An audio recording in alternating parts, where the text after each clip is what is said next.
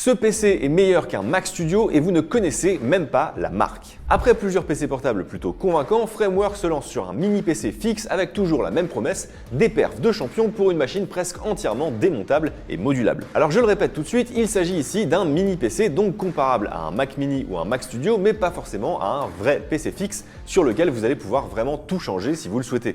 Ici vous ne pourrez par exemple pas augmenter la RAM mais vous pourrez changer le SSD avec 2 slots dédiés, le ventilateur et le look du PC qui est personnalisable à l'envie. Sous le capot de la bête, on a un processeur AMD Ryzen Max Plus 385 ou 395 selon les modèles et il n'y a pas de carte graphique mais un iGPU ultra performant avec 40 cœurs graphiques RDNA 3.5. Au niveau des perfs, le Framework Desktop est une excellente machine pour tout ce qui est création graphique et vidéo. Si on le compare au Mac Studio qui est 2 fois plus cher, les résultats sont similaires voire meilleurs sur certains logiciels comme Premiere Pro et il est globalement plus efficace que le Mac Mini pour des specs et un tarif équivalent.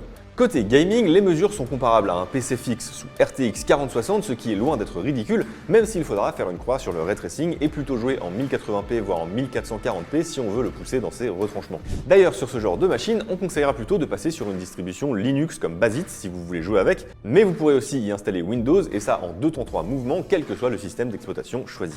Côté tarif, ça démarre à 1279 €, mais il y a 3 versions différentes avec plus de RAM ou de cœur graphique selon vos besoins et une ribambelle de composants à ajouter et d'options à personnaliser, donc attention, la facture peut quand même très vite gonfler.